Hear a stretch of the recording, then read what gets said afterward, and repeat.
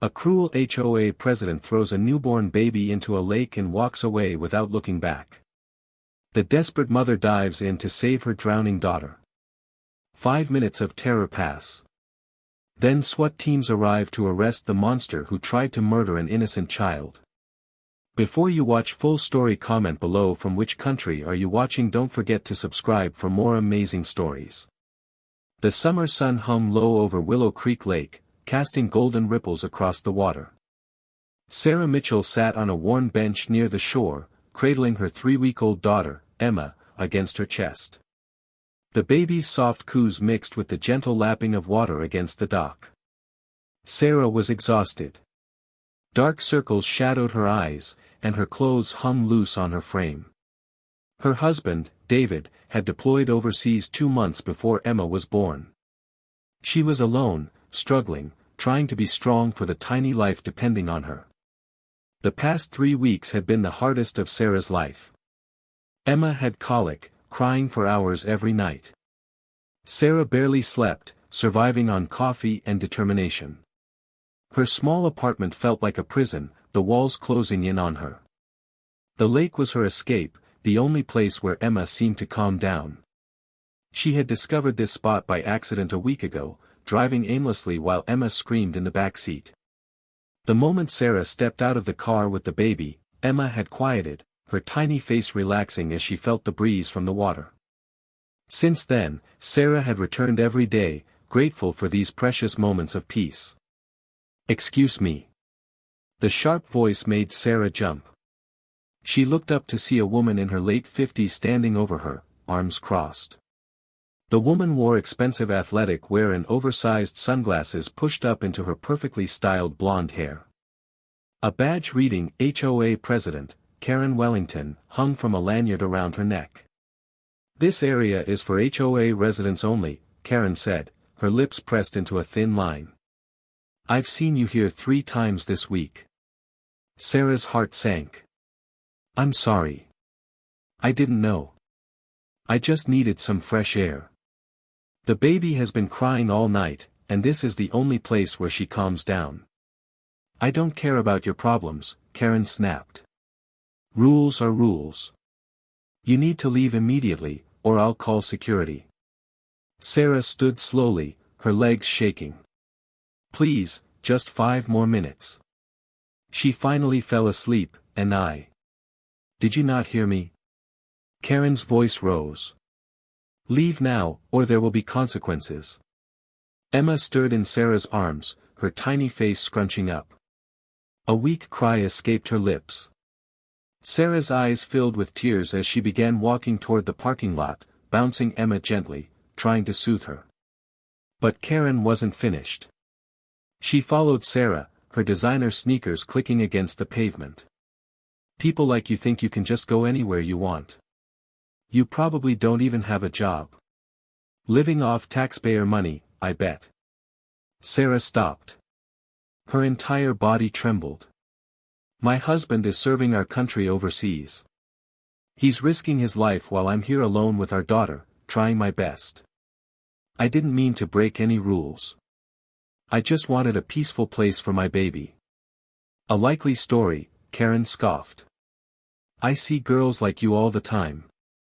Young, irresponsible, popping out babies you can't afford. Then you come to our nice neighborhoods, bringing down property values." The words cut deep. Sarah had heard these judgments before, from strangers in grocery stores who saw her exhaustion, from neighbors who complained about Emma's crying. But this felt different. This felt like pure hatred. Sarah turned away, tears streaming down her face.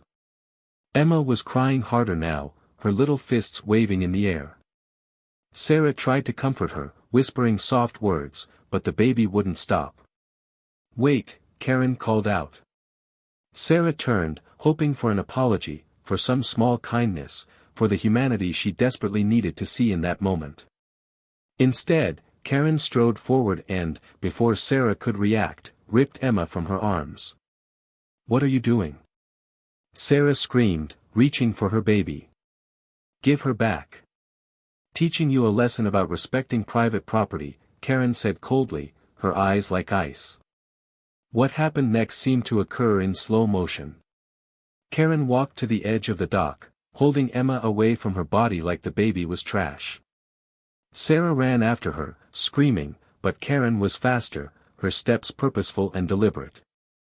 With a dismissive flick of her wrists, Karen threw Emma into the lake. The tiny baby hit the water with a small splash and immediately disappeared beneath the surface. No! Sarah's scream tore through the peaceful evening. She sprinted to the dock's edge, her mind blank with terror.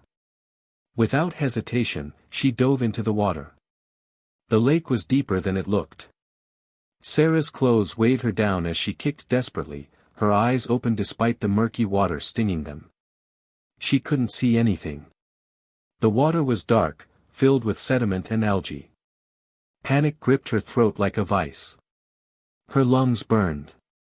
She surfaced, gasped for air, and dove again. Emma! Emma! She sobbed between breaths, her voice raw and desperate. On the dock, Karen watched for a moment with cold, calculating eyes. Then she turned and walked away, her phone already at her ear, her voice calm and controlled. Yes, I'd like to report a disturbance at Willow Creek Lake. Some homeless woman jumped into the water. Probably on drugs. You should send someone immediately. She ended the call and disappeared into the parking lot, climbing into her white Mercedes. The car's engine purred to life, and she drove away as if nothing had happened, as if she hadn't just tried to murder an infant. Sarah dove again and again, her strength fading with each attempt. Her arms felt like lead. Water filled her nose and mouth. She was drowning, but she didn't care. She had to find Emma. Her baby was down there, alone, unable to breathe, dying. Someone help, she screamed when she surfaced, her voice breaking. My baby. Please. Someone help me. An elderly man who had been fishing on the other side of the lake heard her cries.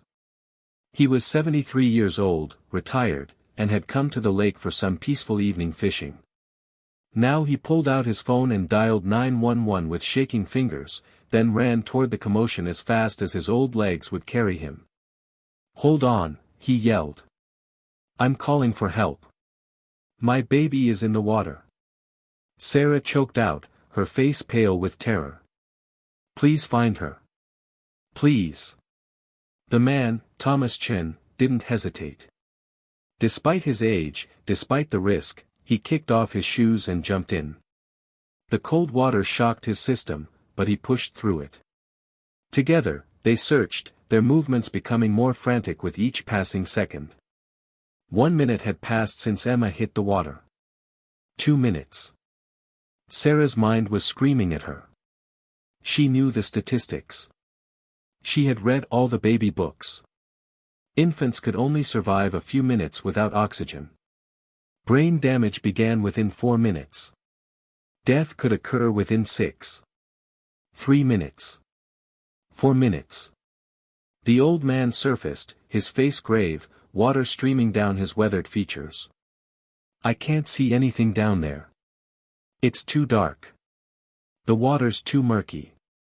No, no, no. Sarah wailed, her voice breaking into sobs. She's down there. My baby is down there. She tried to dive again, but her body wouldn't respond. Her muscles had given up. Exhaustion and terror had drained everything from her. The old man grabbed her before she went under and drowned herself. You'll die if you keep going, he said firmly, though his own voice shook. Let me keep looking. You hold on to the dock. Sirens wailed in the distance, growing louder. Sarah clung to the dock's ladder, sobbing so hard she could barely breathe. Her baby, her precious Emma, gone, drowned, dead, because of that monster. Mr. Chen took a deep breath and dove one more time, pushing himself deeper than before, ignoring the pain in his chest and the burning in his lungs. 5 minutes had passed. When he surfaced, he held something small in his arms. Emma's tiny body, limp and pale, her lips blue, her eyes closed. No. Sarah screamed, the sound inhuman, primal. The old man handed Emma to her with trembling hands, and Sarah clutched her daughter to her chest. The baby's skin was cold. She wasn't breathing. She wasn't moving.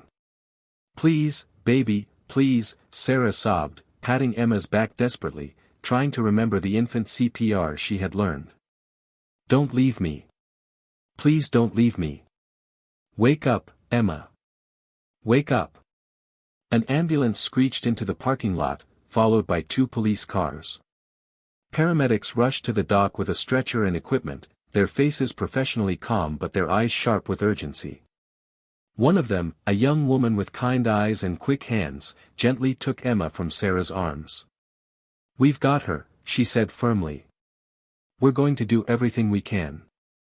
I need you to step back and let us work." They laid Emma on the stretcher and immediately began infant CPR. Sarah watched, her entire world narrowed to her daughter's motionless face. The paramedic pressed 2 fingers against Emma's tiny chest, doing compressions at a rapid pace. Another paramedic held a small oxygen mask over Emma's face, squeezing the bag to push air into her lungs. "Come on, sweetheart," the female paramedic whispered between compressions. "Come on. Fight for us." 15 seconds of CPR. 30 seconds. Sarah felt like her heart had stopped beating. She couldn't breathe. Couldn't think. The old man put a hand on her shoulder, his own face tight with worry and grief. Police officers stood nearby, watching, waiting, their radios crackling with voices. 45 seconds. Still no pulse, one paramedic said. They continued. The compressions, the oxygen. Desperate, skilled, determined. 1 minute of CPR. Then, a miracle. Emma coughed. Water dribbled from her mouth. She gasped, her little chest heaving, and then she cried. The most beautiful sound Sarah had ever heard. Weak, but alive. "She's breathing," the paramedic announced, her voice filled with relief and professional triumph. "She's breathing. We have a pulse." Sarah collapsed to her knees, sobbing uncontrollably. "Thank you. Thank you, God. Thank you." The paramedics quickly wrapped Emma in warming blankets, checking her vital signs, working with practiced efficiency. "We need to get her to the hospital immediately," one of them said to Sarah. "She needs to be monitored for secondary drowning, hypothermia, and possible brain damage. The next 24 hours are critical." "I'm coming with her," Sarah said, climbing into the ambulance on shaking legs. As they pulled away, sirens blaring, Sarah held Emma's tiny hand. The baby's eyes were open now, looking up at her mother with that unfocused newborn gaze. She was alive. But Sarah's relief was mixed with a burning rage she had never felt before. That woman, that monster. She had tried to murder Emma. And she had walked away like it was nothing. At Memorial Hospital's Pediatric Intensive Care Unit, doctors examined Emma thoroughly. They ran tests, took X-rays, monitored her breathing and heart rate. Sarah stood nearby, refusing to leave, her wet clothes dripping onto the floor. A nurse brought her dry scrubs to change into and a warm blanket. "You need to take care of yourself too," the nurse said gently. "Your baby needs you strong." Dr. Amanda Foster, a pediatric specialist, came in after the initial examination. Her face was kind but serious. "Mrs. Mitchell, Emma is stable right now. Her vital signs are improving." The cold water actually worked in her favor. It triggered something called the mammalian diving reflex, which slows the heart rate and preserves oxygen for the brain and vital organs. "Will she be okay?" Sarah whispered, her voice hoarse from screaming and crying. "It's too early to tell for certain. We're watching for signs of neurological damage, but her initial responses are encouraging. She's moving all her limbs, her pupils are reactive, and she's breathing on her own. These are all very good signs." Sarah felt a tiny bit of hope kindle in her chest. "How long until we know?" "We'll keep her here for at least 72 hours, running regular assessments. Brain injuries from oxygen deprivation can sometimes take time to manifest. But I want to be clear, it's truly miraculous that she survived at all. 5 minutes underwater for an infant is, well, most don't make it. A police officer entered, his expression serious and professional. He was in his mid-40s, with graying hair and tired eyes that had seen too much. Mrs. Mitchell? I'm Detective James Rodriguez. I need to ask you some questions about what happened at the lake. Sarah's jaw clenched, anger flooding through her veins like fire. A woman named Karen Wellington threw my baby into the lake and walked away. She tried to kill my daughter. Detective Rodriguez's eyes widened slightly. Ma'am, that's a very serious accusation. I need you to tell me exactly what happened, from the beginning. Every detail you can remember. Sarah recounted everything, her voice shaking with anger and trauma. She described Karen's harassment, her cruel words, the moment she ripped Emma from Sarah's arms, the cold calculation in her eyes as she threw the baby into the water. The detective wrote down every detail, his expression growing darker with each sentence. Karen Wellington, you said? The HOA president of Willow Creek Estates? Yes. She had a badge with her name on it. A lanyard. I saw it clearly. Detective Rodriguez's radio crackled. He stepped into the hallway to respond. Sarah could hear muffled voices, urgent tones. When he returned 5 minutes later, his face was grim, but there was something else there too, a hint of satisfaction. Mrs. Mitchell, we've just received some information. The elderly man who helped you, Mr. Thomas Chen, had his phone out at the time of the incident. He was taking pictures of the sunset. When he heard the commotion, he started recording. His video shows Ms. Wellington taking your baby and throwing her into the lake. It shows her walking away. It shows everything. Sarah's breath caught in her throat. You have proof. Video proof. Yes, ma'am, clear, undeniable video evidence. Mr. Chen has already sent us the file. We're sending officers to Karen Wellington's residence right now to make an arrest. Karen Wellington was in her spacious living room, sipping wine and watching a home improvement show, when she heard vehicles pulling up outside. Multiple vehicles. She frowned, setting down her wine glass, and walked to the window. Her blood ran cold. 3 black SUVs and 2 police cruisers were parked in front of her house. Men in tactical gear were stepping out, their faces hidden behind helmets and visors. The SWAT team. What the hell? Karen whispered, her hands suddenly shaking.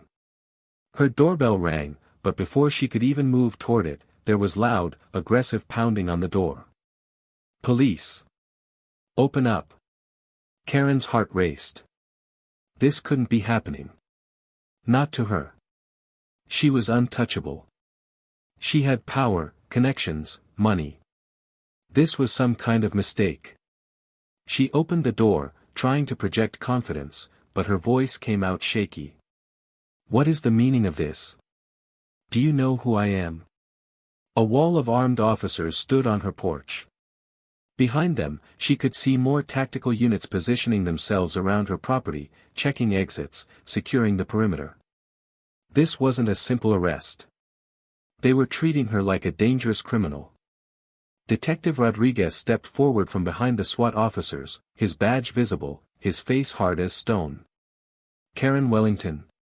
Yes, that's me. What's this about? Why are all these people here? If this is about a complaint.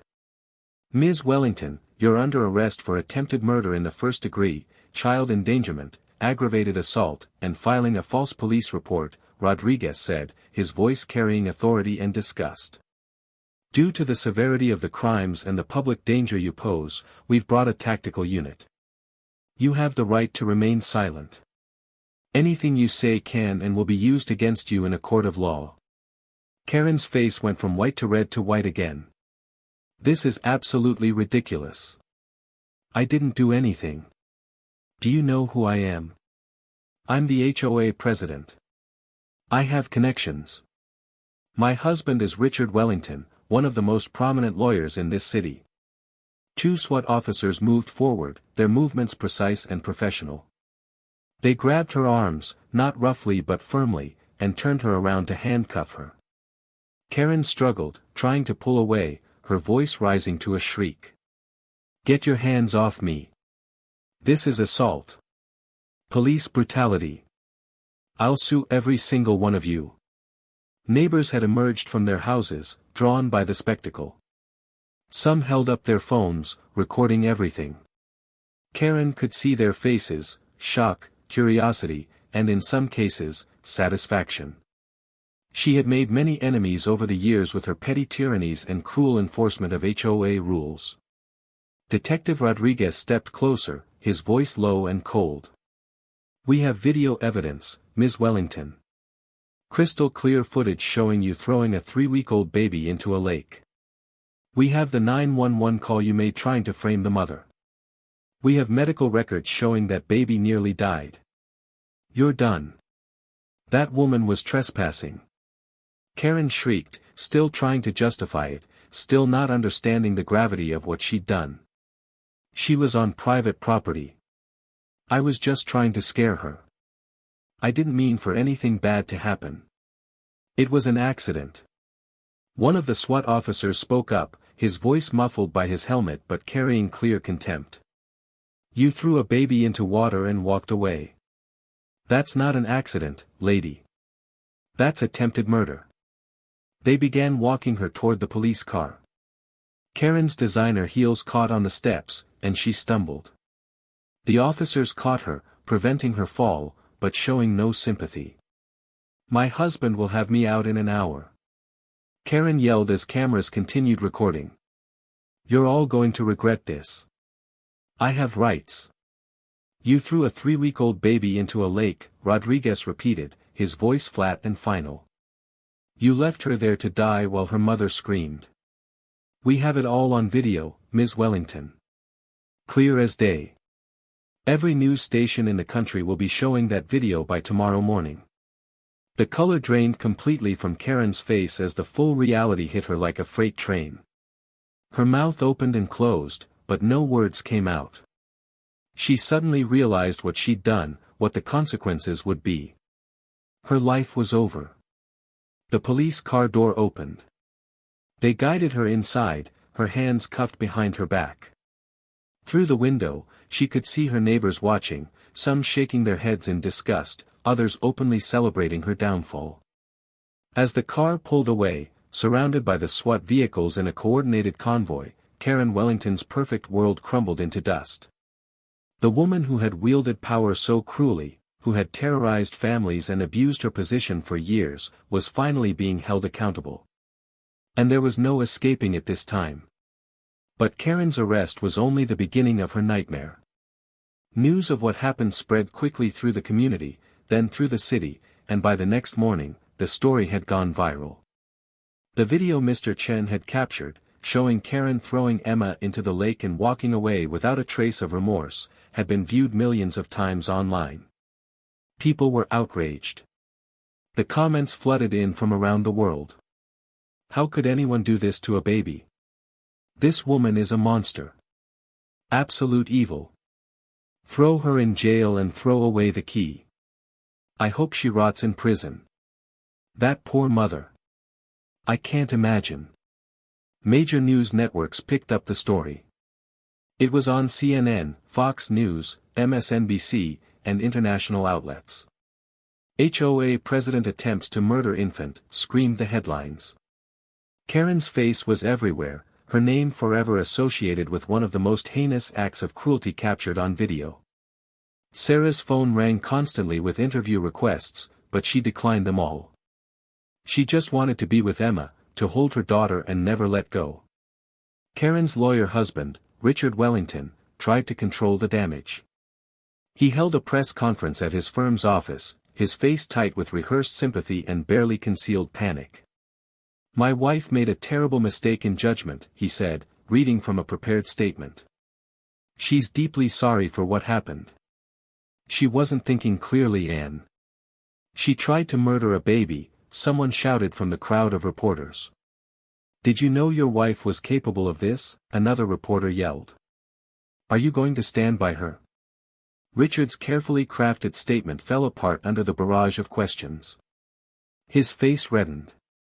Within 48 hours, under pressure from his law firm and the court of public opinion, he filed for divorce and released a statement saying he was horrified and disgusted by his wife's actions. 3 days after the incident, Emma was still in the hospital, but her condition had improved dramatically. The doctors were cautiously optimistic. There appeared to be no brain damage, no lasting physical effects.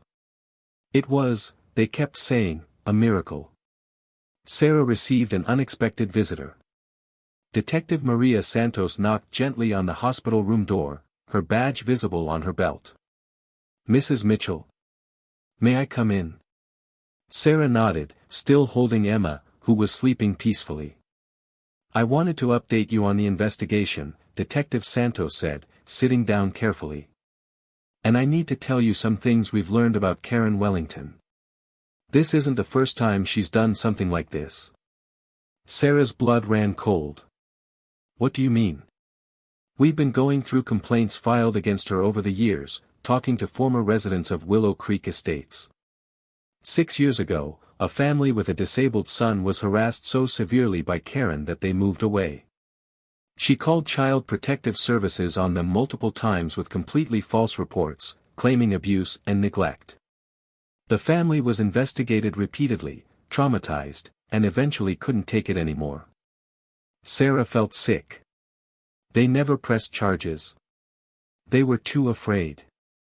Karen threatened them, used her position and her husband's connections to intimidate them.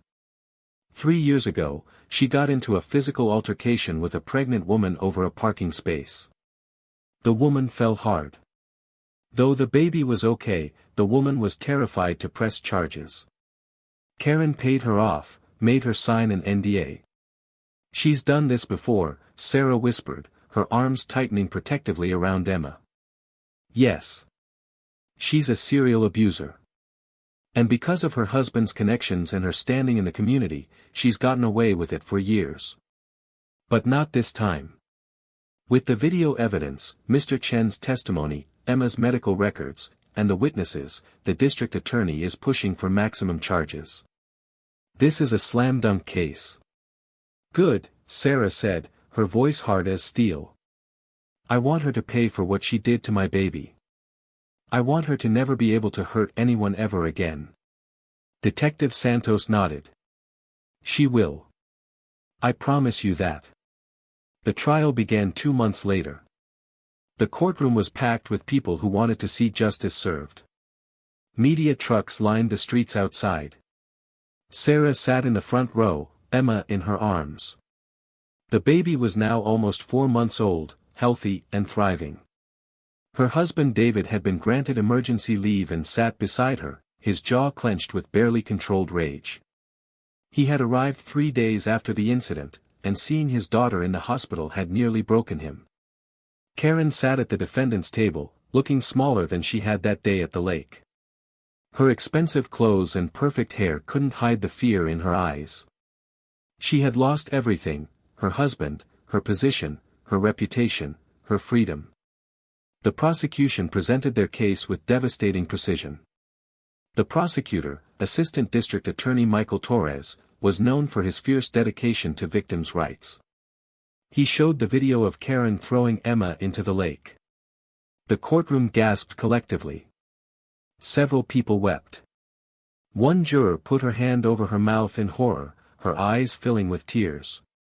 The video was damning. It showed everything clearly. Karen approaching Sarah, the argument, Karen ripping the baby from Sarah's arms, walking to the dock, and throwing Emma into the water. It showed Karen calmly walking away while Sarah's screams echoed across the lake. They called Sarah to the stand.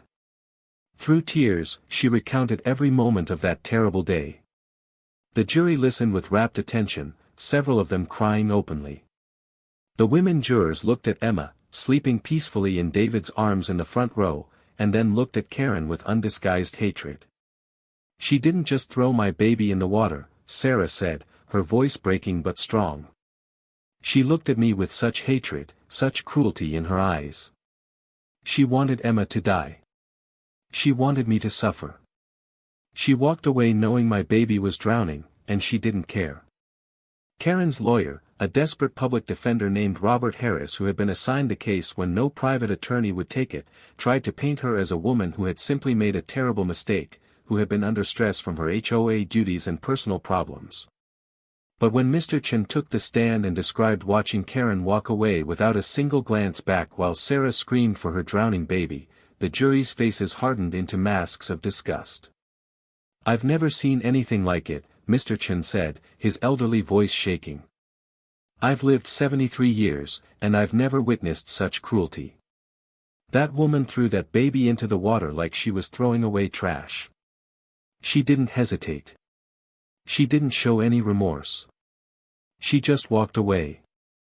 The medical examiner testified about how close Emma had come to death. Dr. Foster took the stand and explained in clinical detail what happens to an infant's brain when deprived of oxygen. "Another 30 seconds, maybe less, and this baby would not have survived," Dr. Foster said gravely. "The brain damage would have been catastrophic if she had lived at all. Emma Mitchell is alive today purely because of the cold water, the quick actions of her mother and Mr. Chen, and honestly, sheer luck. Medical science can only explain so much. Sometimes there are miracles." The defense called character witnesses, but they fell apart under cross-examination. The few people who agreed to testify for Karen couldn't defend her actions, only claim she had been a strict but fair HOA president. The prosecution tore them apart, bringing up the complaints filed against Karen, the families she had harassed, the abuse of power. When it was Karen's turn to testify, she barely made it through her lawyer's questions before the prosecution destroyed her on cross-examination. "Ms. Wellington, you threw a 3-week-old baby into a lake, correct?" Torres asked, his voice sharp. I wasn't thinking clearly. I just wanted to scare." "Yes or no, Ms. Wellington? You threw a baby into water?" "Yes, but..." "You heard the mother screaming as she dove in after her drowning baby?" "Yes." "And you left anyway? You walked to your car?" Karen's silence was damning. "You even called 911 to report the mother as a homeless drug addict, didn't you? While that mother was desperately trying to save her drowning baby, you were trying to criminalize her." I panicked. I made a mistake." "You panicked, so you tried to frame the victim? You tried to make sure the baby's mother would be arrested instead of helped?" The prosecutor pulled out phone records and played Karen's 911 call for the courtroom. Her calm, collected voice filled the room. "Yes, I'd like to report a disturbance at Willow Creek Lake. Some homeless woman jumped into the water. Probably on drugs. You should send someone immediately." The jury's expressions turned to pure disgust. This wasn't panic. This was calculated cruelty. The defense had nothing. No character witnesses who could defend the indefensible. Even Karen's own husband testified against her, stating that he had filed for divorce and considered her actions monstrous and unforgivable. After closing arguments, the jury deliberated for less than 2 hours. When they returned, the forewoman stood, her face grave. "We find the defendant, Karen Wellington, guilty on all counts, attempted murder in the first degree, child endangerment, assault, and filing a false police report."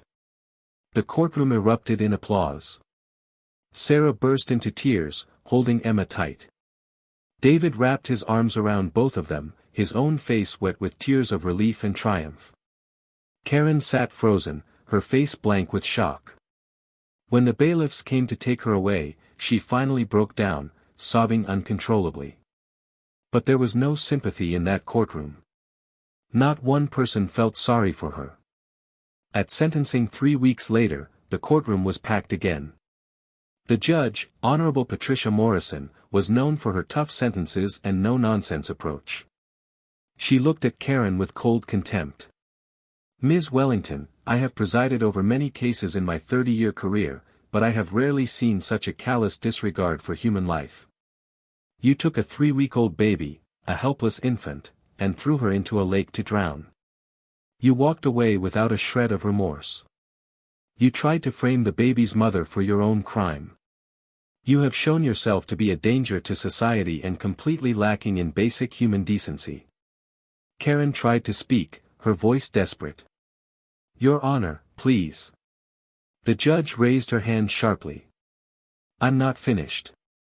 I've read the letters from your former neighbors, describing years of harassment and abuse. I've heard testimony about families you've destroyed with your cruelty. You've hidden behind your status and your husband's connections to escape accountability for years. That ends today. She leaned forward, her voice ringing with authority. I hereby sentence you to 25 years in prison with no possibility of parole for 15 years. Additionally, you are to have no contact whatsoever with the Mitchell family for life. If Emma or her family members ever encounter you after your release, you are to immediately remove yourself from their vicinity. Do you understand? Karen could barely whisper, her voice broken. Yes, Your Honor. Furthermore, I'm recommending that you serve your sentence in maximum security, without the possibility of early release for good behavior. What you did was not a momentary lapse in judgment. It was attempted murder, plain and simple. Bailiff, remove her from my courtroom. As Karen was led away in handcuffs, her sobs echoing through the room, Sarah felt a weight lift from her chest. It wasn't celebration she felt, but relief. Deep, profound relief. Justice had been served. Emma was safe. The monster would be locked away for a long, long time. Outside the courthouse, reporters swarmed. Sarah agreed to make a brief statement, David and Emma beside her. Emma was awake now, her bright eyes looking around at all the people and cameras. Today, justice was served for my daughter, Sarah said, her voice steady and strong. What Karen Wellington did was pure evil. She tried to murder an innocent baby because of her own hatred and cruelty. But Emma survived. She's strong, healthy, and perfect. She's a fighter, just like her father. She looked directly at the cameras, her message clear. To anyone out there being bullied or abused by people in power, by HOA presidents or bosses or anyone else, please know this, document everything. Speak up. Don't let them silence you. The truth will come out. Justice can prevail. David added, his military bearing evident, I serve overseas to protect families like mine. To come home and learn that someone tried to kill my daughter while I was deployed, it's every parent's worst nightmare. I'm grateful to Mr. Chen for his heroic actions, to the paramedics who saved Emma's life, and to the justice system for holding Karen Wellington accountable. But mostly, I'm grateful to my wife, who risked her own life to save our daughter. 5 years passed. Sarah sat on a bench at a different lake, watching Emma play in the grass. The little girl was now 5 years old, healthy, bright, and full of life. She had no memory of that terrible day, and Sarah planned to keep it that way for as long as possible.